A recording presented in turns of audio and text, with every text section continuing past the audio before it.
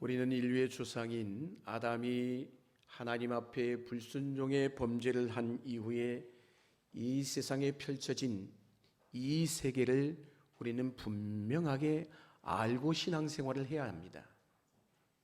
우리는 당연히 세상 속에 살아가고 있지만은 우리는 하나님을 믿는 백성이기 때문에 하나님의 통치와 하나님의 다스림 가운데 하나님의 나라의 백성으로 살아가고 있습니다. 그럼에도 불구하고 우리가 살아가는 터전이 이 세상이기에 세상을 바라볼 수 있는 믿음의 눈이 분명히 뜨여 있어야 된다는 것이에요. 악의 힘이 지배하는 세상과 하나님의 나라는 결코 함께할 수가 없어요. 나뉘어져 있다는 것이에요. 신앙생활 하려면 기본적으로 이 구도를 이해할 필요가 있다는 것이에요. 하나님의 나라와 세상의 나라 말입니다. 왜 세상은 이렇게 문제가 많을까? 왜 악은 이렇게 계속 끊임없이 세상에 범람하고 있을까? 고통과 불행은 언제까지 우리의 삶 속에서 계속되어야 될까? 과연 인간이란 존재는 변화가 가능한 것인지, 변화한 것 같은데도 여전히 제자리 걸음하고 있는 우리의 모습, 여러분, 이게 어쩌면 세상에 대한 총체적인 모습인 것이에요. 자, 오늘 이 본문 1절에 이 인간이 살아가는 세상에 대해서 세 가지 전제를 얘기하고 있어요. 그 첫 번째가 뭐냐?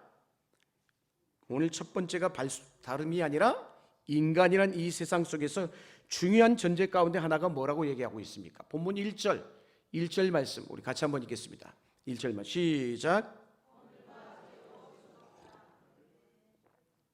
세상을 향해서 뭐라고 했어요? 오늘 우리를 향해서 허물과 죄로 죽었다라고 선언을 하고 있습니다. 여러분, 이게 하나님의 선포예요. 여러분, 아담과 하와가 선과 악을 알게 하는 나무의 열매를 따먹은 대가로 이 세상에 무엇이 왔어요? 죽음이 왔어요. 여러분, 반드시 하나님께서 죽으리라는 말씀 그대로 불순종의 죄로 말미암아 이루어진 것이에요. 가끔 어떤 분들이 그래요. 목사님, 그 아담하고 나하고 무슨 연관이 있습니까? 아무 상관이 없는 것 같은데. 여러분, 우리 인간에게 죽음이 왜 찾아왔을까요? 아담으로부터 시작된 걸 아십니까? 인류의 조상인 아담으로부터 죽음이 시작이 된 거예요, 여러분.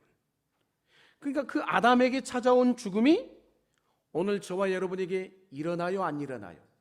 일어나요. 여러분. 그렇다면 아담하고 나하고 아무 상관이 없을까요?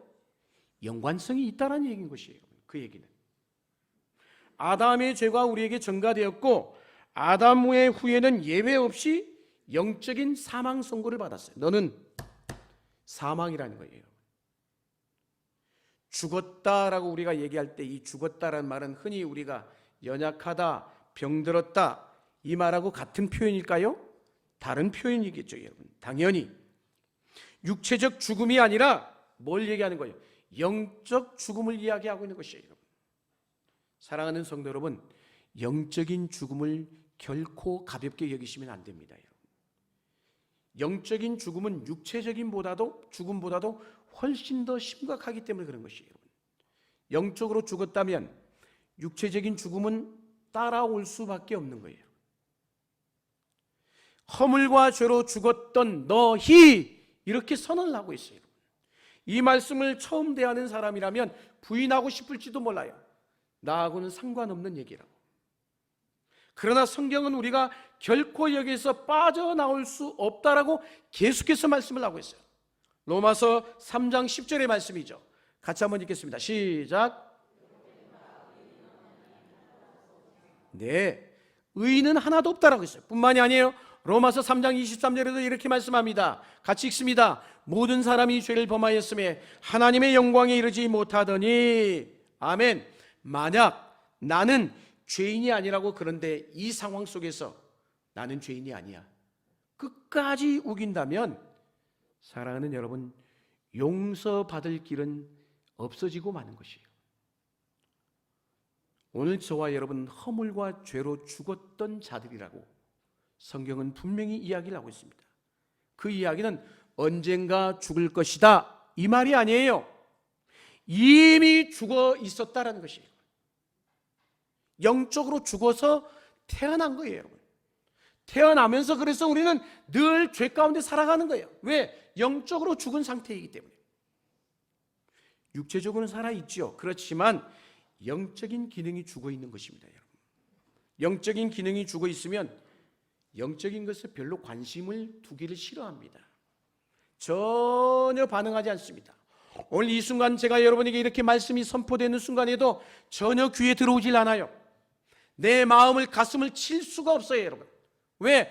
영적인 기능을 잃어버렸기 때문에, 마비가 되었기 때문인 것이에요. 성경에서 보통 죽었다라는 이 히브리적 개념은 내 삶 속에서, 내 인생 가운데 하나님이 사라졌다라는 것이에요. 하나님 없는 상태를 성경의 히브리적 개념은 죽음이다, 이렇게 표현하고 있어요, 여러분. 사랑하는 여러분, 하나님이야말로 우리 생명의 원천이시잖아요. 믿으십니까? 그래서 하나님을 떠날 때 생명의 고갈이 찾아오는 것이에요. 여러분, 생명력보다 훨씬 사망의 힘이 우리 가운데서 강하게 작동하는 거 아십니까? 인간의 실체를 바로 알아야 돼요. 성경의 인간론은 철저히 뭐라고 하느냐? 무능하다라고 했어요. 아무것도 할 수 없는 무기력의 상태다라고 성경은 끊임없이 얘기하고 있어요. 그래서 하나님과 멀어져 있는 인간이 만들어내는 역사, 끊임없이 발전하고 끊임없이 뭔가를 이뤄내고 끊임없이 뭔가를 노력하고 애를 쓰고 탑을 쌓아가지만 그 끝자락에는 실패인 거예요. 무엇인가 부족한 상태가 아니라 철저히 무능한 상태라는 말인 것이에요. 그래서 시편 기자인 다윗은 51편 5절에서 이렇게 얘기했어요. 같이 한번 읽겠습니다. 시작.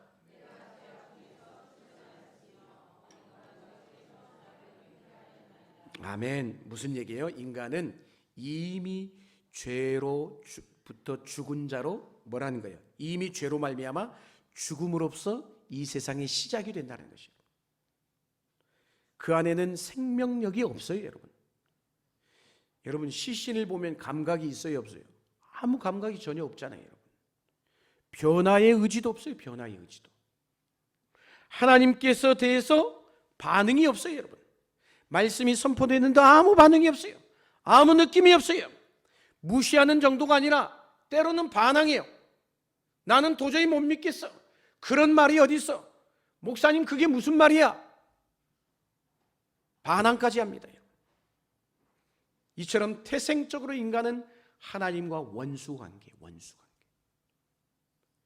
왜 쉽게 죄를 짓습니까? 하나님의 존재를 무시하기 때문인 것이에요. 하나님의 존재를 우리가 분명히 믿고 따른다면 어떻게 죄 가운데 거할 수 있어요? 하나님이 눈 뜨고 보고 계시는데, 하나님이 살아계셔서 우리의 모든 일거수일투족을 살피고 계신데, 사랑하는 여러분, 죄를 가볍게 다루고 죄 지은 것을 자랑스럽게 여기는 시대 가운데 우리가 살아가고 있어요. 살았다 하나 뭐예요? 한마디로 실상은 죽은 자들이라는 것이에요. 어떤 행위든지 죽은 행실에 불과합니다. 하나님을 떠난 인간은 여러분 도덕적으로 선할 수가 없어요, 여러분. 성경을 들여다보면 인간에 대한 환상이 깨어지잖아요. 이야, 어떻게 인간이 이렇게 악할 수가 있을까? 그 자체로 절망이에요, 절망. 인간은 스스로 의미 있는 삶을 살 수가 없어요, 여러분. 그런데 서서히 망하는 게 아니에요, 이게. 망하기를 어쩌면 작정하고 살아가고 있는지도 몰라요. 아무리 내가 제대로 살고 싶어도 잘 안 되잖아요. 오늘 이 순간 말씀을 듣고 은혜를 받고 내가 이렇게 살아야지 결단하고 세상에 나가지만 어때요? 잘 안 되잖아요, 여러분. 그게 바로 죄송하지만 구원받기 이전의 모습이에요. 그러나 구원받고 난 이후는 뭐가 다른 거예요, 여러분? 은혜를 받고 말씀을 듣고 깨달으면 삶에 돌아가서 물론 내가 연약해서 때로는 넘어지고 실수하고 절망하고 낙심하지만 뭐요? 내가 이렇게 살면 안 되지. 내 가슴을 치고 찔림이 있고 아픔이 있고 내 안에서 여전히 영적 갈등이 일어나는 것이죠, 여러분. 그러나 그 이전에는 주님을, 하나님을 떠난 상태의 이전의 모습은 어땠어요, 여러분? 죄를 지어도 무감각한 거예요. 아무 느낌이 없는 거예요, 여러분. 영적 반응이 없는 것이죠, 여러분. 바로 그 구원받기 이전에 영향을 끼쳤던 세 가지를 오늘 사도 바울은 본문 2절 3절에서 알려주고 있어요. 그 첫 번째가 육체이고, 두 번째가 마귀이고, 세 번째가 뭐라고 얘기하고 있어요? 세상이다, 이렇게 얘기하고 있어요. 육체와 세상과 마귀의 영향력은 이 세상 가운데 강력합니다. 여러분, 우리는 이 세 가지를 떠날 수가 없어요. 육체를 떠날 수 있어요? 이 세상을 떠날 수 있어요? 이 어둠의 세상 주관자인 마귀를 떠나서 살 수 있을 것 같아요? 여전히 우리는 마귀의 지배 아래 종노릇하며 살아가고 있어요. 우리의 삶을 공경으로 몰아넣는 이 세 가지 요소는 어쩌면 인간의 힘만으로는 빠져나기 어려워요. 그래서 우리는 그 실체를 알아야 돼요. 자, 첫 번째가 뭐예요? 세상이에요.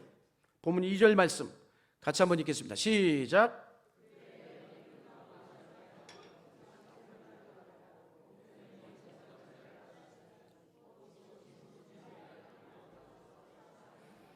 아멘. 자, 2절에 보면은 세상과 사탄이 동시에 언급이 되고 있죠, 여러분. 여기에서 이 세상은 다가올 하나님의 나라와 같아요? 아니죠. 전혀 대조를 이루고 있는 것이에요. 이 세상은 하나님의 나라와 정반대편에 있어요. 그래서 여기에 말씀하는 이 세상 풍조를 따른다는 것, 그건 뭘 의미하는 걸까요? 풍조라고 하는 건 뭘까요? 세상을 지배하고 있는 이 세상의 문화와 습관과 태도와 경향들을 포함하는 것이에요. 우리는 이걸 떠나서 살 수 없잖아요. 여전히 우리는 세상의 영향을 받고 살아갑니다. 그래서 세상의 풍습을 바라보면서 우리도 거기 휩쓸려 갈 때가 있어요, 여러분. 세상 풍조는 하나님을 대적하는 문화인 것이에요. 하나님의 뜻보다 세상의 기준을 따르고 있어요. 하나님이 앉아있는 자리에 인간이 차지하고 나면 죄에 대한 기준이 있을까요? 죄에 대한 기준은 사라지고 마는 거예요. 요즘 보면 요즘에 이렇게 문화적으로 남자와 여자의 성 정체성을 혼란하게 만드는 이런 것들을 대중화하고 있는 시대를 살아가고 있어요. 분명히 창조의 원리 가운데 남자는 남자답게, 여자는 여자답게, 그게 맞는 얘기인데 그런 개념이 없어지고 있다는 것이에요. 가정이 급속도로 무너지고 결혼제도 자체가 혼란에 빠져 있어요, 지금. 아십니까? 우리가 어떤 것을 결정할 때나 혹은 옳고 그름을 주장할 때 그 판단의 기준이 당연히 하나님의 진리로부터 온 것이어야 되는데, 그래요, 안 그래요? 여러분의 삶에서 여러분의 판단 기준이 하나님으로부터 온 진리라고 자신 있게 말할 수 있습니까? 인간은 하나님의 기준을 무시합니다. 하나님의 존재 자체를 사이드로 밀어버려요. 그래서 요즘 사람들이 가지는 기준이 뭔 줄 아십니까? 보통 이렇게 다들 그렇게 하니까 나도 그렇게 한다는 거예요, 여러분. 다들 그러지 않냐 이거예요. 세상의 흐름이, 세상의 유행이 그렇지 않냐 이거예요. 기준이 없는 거예요, 기준이 없는 거예요. 한마디로 신사사 시대를 살아가고 있어요. 각자 자기 소견에 옳은 대로 행하는. 하나님을 떠난 인간이 만들어 놓은 문화는 겉으로는 그럴듯하게 보죠. 얼마나 근사합니까?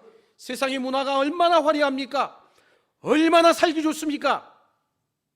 그렇지만 안으로 들어가 보면 썩을 대로 썩어 있고, 죄송하지만 부패해 있어요, 여러분. 세상에 당연히 도덕이 있고 윤리가 있죠, 여러분. 있잖아요, 여러분. 그러나 하나님을 부정하는 세상에서의 도덕과 윤리적 기준은 인간이 만든 거예요. 죄로 오염되어 있어요. 아무리 도덕이고 아무리 윤리라 할지라도. 사랑하는 여러분, 하나님 없는 것 자체가 죄인 것이에요. 하나님이 없으면 어떻게 될까요? 기준이 없는 거예요, 기준이. 세상의 풍조는 영원한 것을 고려하지 않고 어때요? 지금 순간에 당장의 행복을 추구하잖아요. 세상을 지배하는 정신은 그래서 늘 물질주의, 돈이 최고잖아요. 쾌락주의, 이 두 가지를 떠날 수가 없어요. 먹고 즐기고 놀자라는 거예요. 심각한 것은 돈의 문제가 아니라 가치관의 문제인 것이에요. 죄성의 지배 아래 만들어진 문화를 열심히 따라가 보세요. 그때는 좋죠. 그때는 기쁘고 즐겁죠. 마치 행복한 것 같죠. 그러나 그건 잠시 잠깐이에요. 그것을 따라가다 보면 결국은 뭐예요? 허무와 절망으로 끝인 거예요. 아셔야 돼요. 영적으로 죽은 인간은 이 세상의 풍조에 저항할 힘이 있을까요? 예수 믿는 나도 언젠가는 이렇게 휩쓸려 가고 있는 것 같아. 세상 풍조에 따라가고 있는 것 같은 느낌이 들어. 힘이 없는 거야, 힘이. 다르게 살겠다는 의지가 전혀 생기지 않아요. 부패와 오염으로부터 그러면 당연히 벗어날 수가 없지요, 여러분. 죄송하지만 세상은 좋아져 가기보다는 망하는 길로 가고 있는지도 몰라요. 지금 세상은 바로 그 종말의 끝 지점에 서 있습니다. 그걸 볼 수 있는 눈이 있으셔야 돼요. 할렐루야. 두 번째, 마귀예요. 2절에 뭐라고 했어요? 마귀를 공중 권세에 잡은 자다, 이렇게 소개를 하고 있어요. 공중이란 뭘까요? 이 세상 전체를 얘기하는 거예요. 자, 요한복음 12장 31절에 이런 말씀이 있죠. 한번 읽겠습니다. 시작.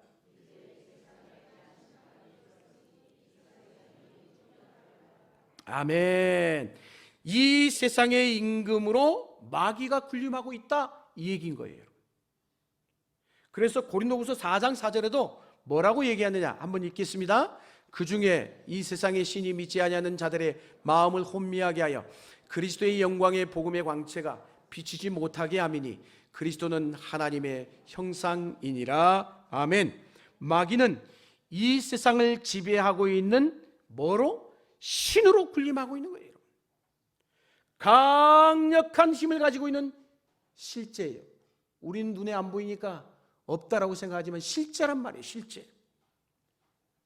마귀의 주된 목적은 뭘까요? 불순종의 아들들 가운데 역사하는 영이에요. 우리로 하여금 불순종을 조장하는 거예요. 죄인된 인간을 포로로 삼아서 철저히 자기의 하수인으로 만드는 일을 하고 있는 거예요. 누가? 마귀가. 부패한 본성을 가진 인간은 그래서 사탄 앞에 쉽게 굴복당하고 말아요. 우리는 죄인이기 때문에 죄송하지만 죄 짓는 일에 능합니다. 마귀는 우리가 죄를 짓도록 자꾸 부추기고 적극적으로 자극함으로 더 많은 죄를 짓는데 일조하고 있어요. 누가? 마귀라는 존재가. 죄성을 가진 인간과 그래서 이 마귀의 힘을 합치면은요, 가공할 만한 악을 행하게 돼 있어요. 인간의 세상은 사탄의 노예 상태에 있어요. 그렇다고 모든 것을 사탄에게만 돌릴 수 없어요. 인간 스스로 사탄의 지배를 받는 것을 내가 선택하고 있단 말이에요. 선택하고 있어요. 사탄의 종로로 타고 있다는 것이에요. 제가 이렇게 얘기하는데도 전혀 못 알아듣는 분들이 계셔요. 미안하지만 그런 게 어디 있어? 그런 게 있어요, 여러분. 인간은 사탄의 노예 살해하기에 알맞은 조건을 갖추고 있어요. 사탄은 뭐라고 했어요? 불순종의 아들들 가운데 역사하는 영이다, 이렇게 얘기하고 있어요. 우리 이전의 삶을 가장 적절하게 표현해 준 단어가 뭔지 아세요? 불순종이에요. 불순종. 아담의 피에는 이 바로 불순종의 피가 흐르고 있어요. 불순종의 역사가 깊어요, 여러분. 로마서 1장 21절에 그 얘기가 있죠. 한번 읽겠습니다. 시작.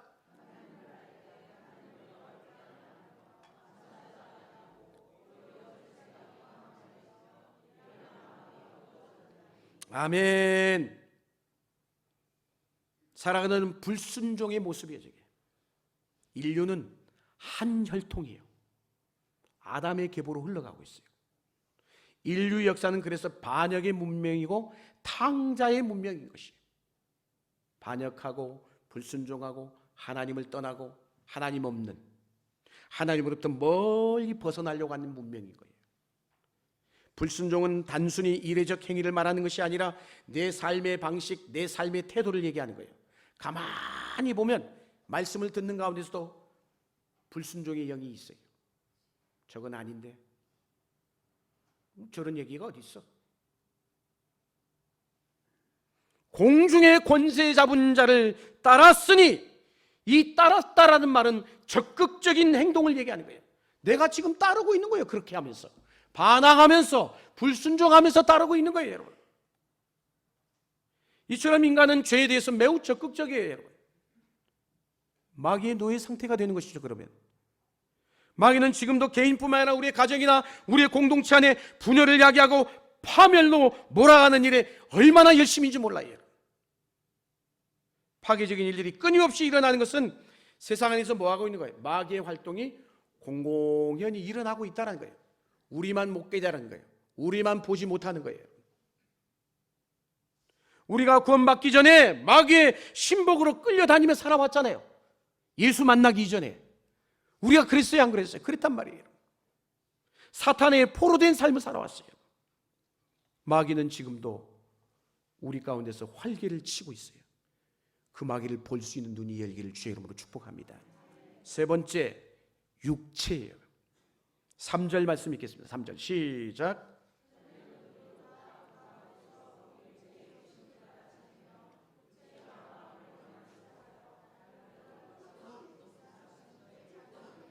아멘. 여기에서 육체란 이 물리적인 몸을 말하는 것이 아니라 죄성을 가진 존재, 이게 육체의 의미인 거예요.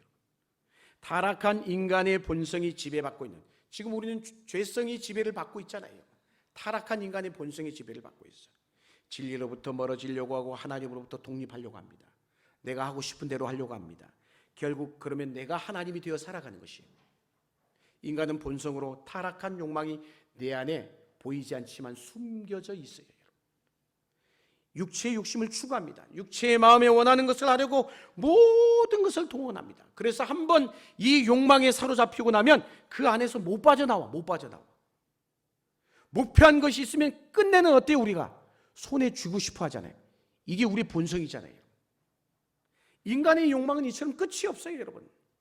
원하는 것을 해결하는 순간 욕망은 어때요? 또 다른 것을 찾게 돼 있어요, 여러분. 이거 얻고 나오면 또 다른 욕심이 생기는 거예요. 우리 안에 자연스러운 욕망이 있지만 그마저도 죄의 유혹으로 인해서 그릇된 욕망으로 오염되어 있다는 것이에요. 육체는 이처럼 자기중심적 만족을 추구하는 쪽으로 계속 흐르고 있어요. 이 세상이 어떤 세상이에요? 극도로 이기주의적인 세상이에요. 자기중심적이잖아요. 세상이 갈수록 그런 모습이 우리 안에 보이잖아요. 너무너무 강해요. 이기주의가 집단성을 가지게 되면 얼마나 무서운지 아십니까? 이게 집단적 이기심이 민족주의 형태로 드러나게 되면 전쟁이 일어나는 거예요. 지금 전쟁이 일어나는 게 다 그런 거잖아요, 여러분. 대량 살육국이 벌어지는 거예요, 여러분. 다른 사람의 생명이 죽든지 말든지. 인간의 내면에 스며든 죄의 영향력이 이처럼 무서운 거예요, 여러분. 육체와 세상과 마귀는 각각 떨어져 있는 것 같죠? 제가 하나하나씩 설명하니까 떨어져 있는 것 같지만 긴밀히 연결되어서 서로가 서로에게 영향을 주고 있어요. 뗄래야 뗄 수가 없어요.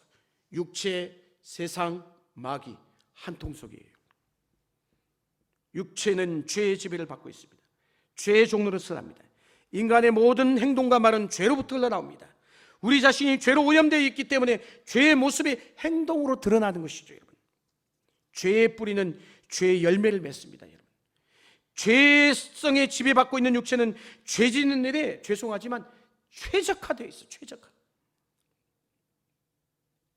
그러다 보니까 가끔 여러분 편안하게 죄를 지을 때는 편안한지 모르지만 가끔 선을 행하고 나면 내가 이래도 되나?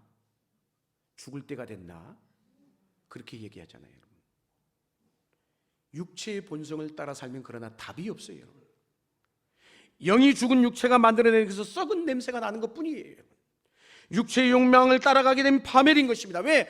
하나님의 심판 앞에 설 수밖에 없는 거예요. 육체, 세상, 마귀 극복할 수 있어요, 없어요? 어려워요. 쉽지 않아요. 오늘도 어려운 숙제를 여러분에게 지금 던지고 있는 거예요. 어쩌면. 죄의 지배 아래에 있는 육체, 하나님을 부정하는 이 세상, 세상을 지배하고 있는 어둠의 권세인 마귀, 그들이 있는 동안 인간은 죽은 자로 살아가는 것이에요. 이 세 가지의 거대한 힘에 끌려다니는 한 우리 인간은 결코 스스로 자유로울 수가 없어요. 우리나라를 보면 이전에 밥도 제대로 먹지 못하던 나라가 어마어마한 경제 성장 부흥을 이뤘잖아요. 이전의 관점에서 보면 꿈을 이룬 것이죠, 여러분. 그런데 물어봅니다. 세상이 예전보다 더 나아졌어요?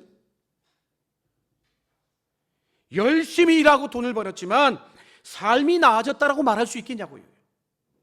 오히려 인간성은 더 망가지고 삶의 질은 더 떨어졌어요. 인간은 소외와 외로움에서 빠져나갈 수가 없어. 그러니까 목숨을 끊잖아요. 이런 일들이 비일비재하잖아요. 우울증과 자살이 많은 적이 지금보다 많았던 적이 있어요, 예전에. 오늘날 정상적인 가정이요 10%도 안 된다는 통계가 있어요. 죄송하지만 부모를 때리는 페루나가 많아지고 자기가 낳은 아이를 내버리고 죽이는 부모들이 많아지고 있어요. 이게 세상이에요, 여러분. 각종 중독은 도를 뛰어넘었어요, 여러분. 우리나라가 뭐 마약 천국, 경제 문제가 해결되면 복지 시스템이 잘 갖춰지면 좋은 세상이 올까요? 과학 문명이 더 발전하면 삶이 풍요로워질 수 있을까요? 인간이 인간의 문제를 해결할 수 없다라고 그러나 성경은 분명히 말하고 있어요. 우리 힘으로 할 수 없는 거예요. 바울이 바라본 이 시각, 2000년 전에 세상을 바라본 시각 어때요? 정확해요? 정확하지 않아요? 정확해요. 정확히 꿰뚫어 보고 있어요.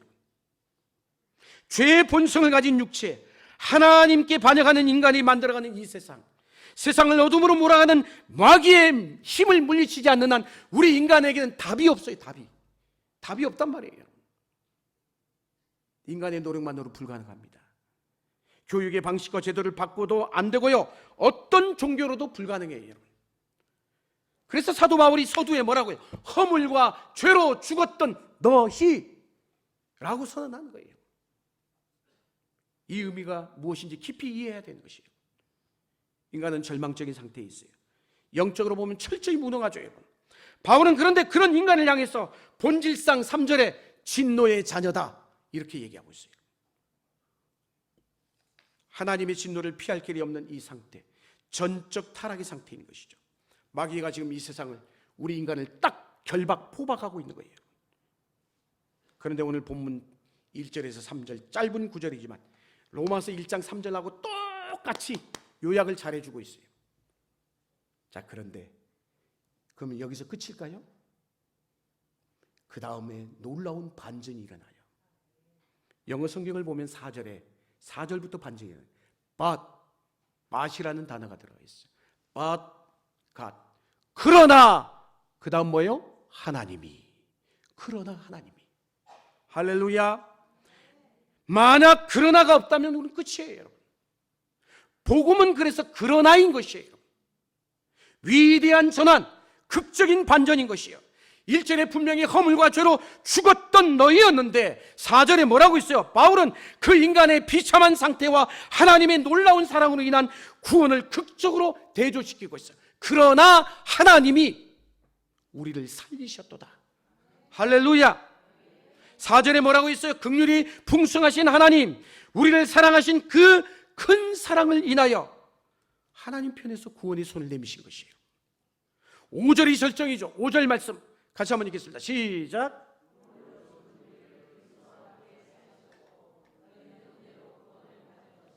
아멘. 짧은 말씀임에도 강력한 복음이에요. 우리의 과거와 현재 바꾸어 놓는 복음인 것이에요. 위대한 반전의 답은 어디에 있어요? 아들 되신 예수 그리스도. 인간의 편에서 할 수 있는 것 아무것도 없어요. 그래서 복음이고 그래서 은혜인 것입니다. 어떻게 이런 일이 일어났을까요? 7절의 말씀, 7절 말씀 한번 읽겠습니다. 시작.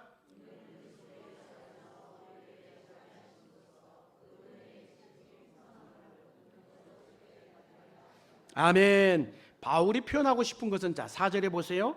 긍휼이 풍성하신 또 그 큰 사랑. 그런데 7절에 보세요. 그 은혜의 지극히 풍성함, 이렇게 표현하고 있어요.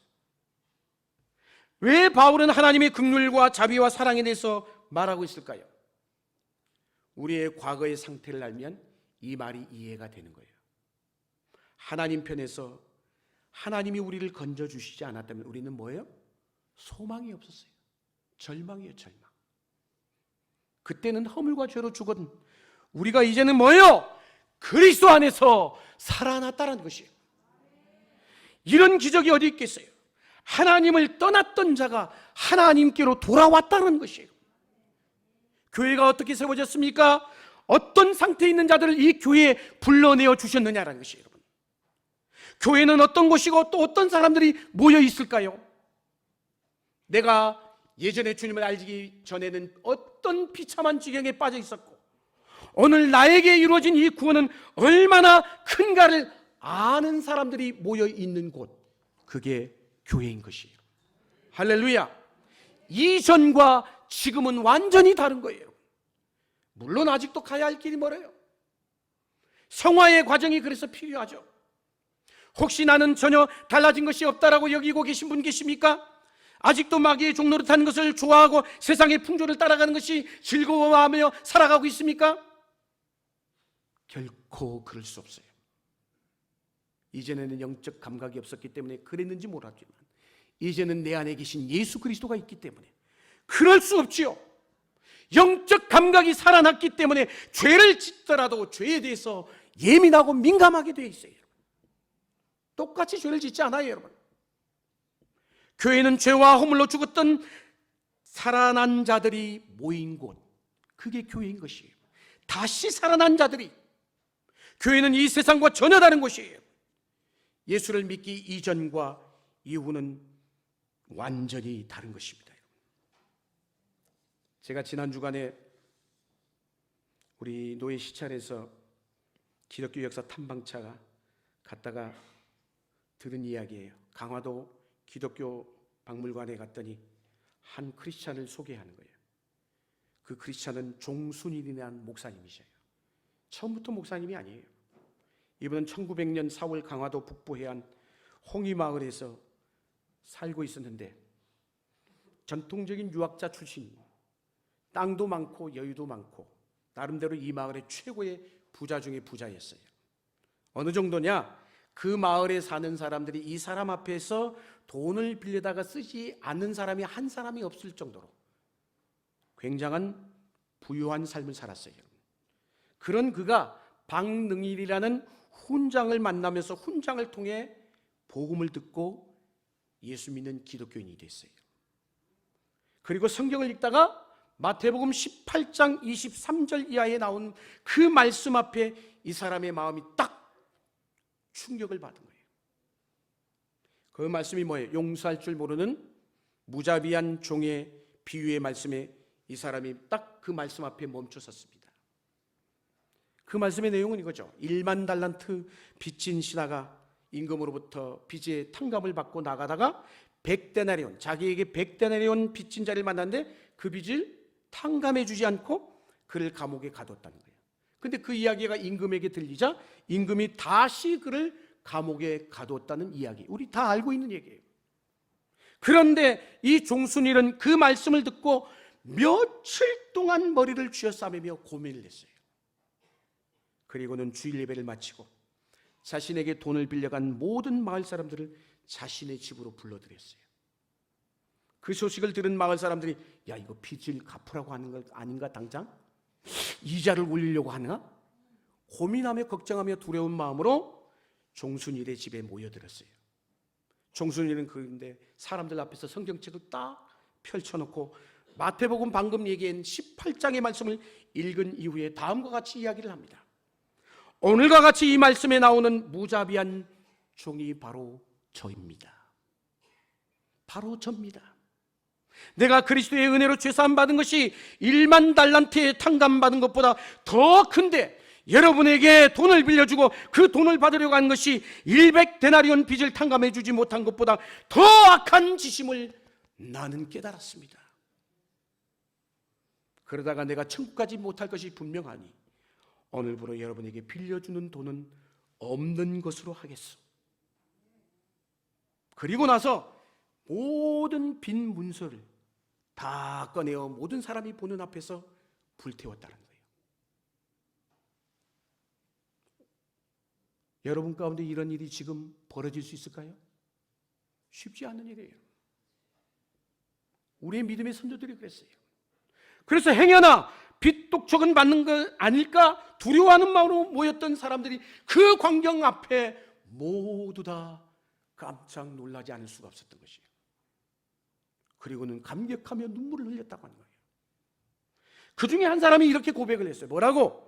요즘 없는 빚도 있다고 우겨서 돈을 뺏는 세상인데 어찌하여 예수교라고 하는 사람은 자기 돈까지 버려가면서 남을 도우려고 하니 참으로 이상한 일이구나. 이러한 고백을 통해서 그때 종순일이 어떤 고백과 결단을 했는지 우리는 잠시나마 생각을 해보게 되는 것이죠. 결국 그 사건을 계기로 그 홍이 마을에 복음화가 급속하게 이루어집니다. 할렐루야. 근데 그것으로 끝난 게 아니에요. 마태복음 19장 21절을 딱 펼쳐보니까 내 소유를 팔아 가난한 자들에게 나눠주고 나를 따르라. 이 말씀을 읽고 마음의 찔림을 받아 결단하고 자기 재산을 다 처분하여 교회에 헌납합니다. 그리고 누가복음 10장 1절 말씀, 예수님께서 제 아들을 둘씩 짝지어 각 지방과 고을에 보내셨느니라. 이 말씀을 읽고 나서 사랑하는 아내와 함께 괴나리 보침을 메고 아직 복음이 들어가지 않는 저 남쪽 서민, 남쪽 길상면으로 가서 전도 여행을 하며 복음을 전하며 평생을 보낸 거예요. 여러분, 어쩌면 이렇게 말씀 앞에 순수하게 순종했는지 오늘 이 시대의 눈으로 우리는 어리석다라고 얘기할 수 있을 것이에요. 그러나 그는 복음을 위해서 헌신합니다. 결과적으로 그의 후손들이 복을 받았어요. 우리가 복을 받기 위해서 그렇게 하라는 얘기가 아니에요. 말씀 앞에 순종했더니 하나님이 덤으로 주신 거예요. 그것뿐이에요, 여러분. 문제는 뭘까요? 내가 예수 믿기 이전의 모습하고 예수 믿고 난 지금의 모습이 어때요, 여러분? 어떤 삶을 살고 계십니까? 우리는 아담의 범죄 이후 세상에 펼쳐진 상태를 분명히 우리는 깨달아야 되는 것이에요. 분명히 마틴 루터가 뭐라고 얘기했느냐? 그런 얘기를 했어요, 여러분. 우리는 세상과 마귀와 육체에 대해서 3번 죽어야 된다고 했어요. 3번. 우리는 날마다 죽어야 돼요. 그래야 우리가 살 수가 있는 것이에요. 할렐루야. 우리의 신앙 가운데 분명히 하나님께서 우리에게 말씀합니다. 이제 죽은 자가 아니라 살아난 자로 살 수 있어야 해요. 영적 감각이 살아나고 죄에 대해서는 죽고 철저히 하나님에 대해서 산 자로 살아가신 저와 여러분 될 수 있기를 축복합니다. 그래서 우리 남은 인생 주님의 나라에 이를 때까지 주와 동행하며 주님의 말씀 앞에 순종함으로 하나님 앞에 영광을 올리는 우리 모두가 될 수 있기를 주의 이름으로 간절히 축원합니다.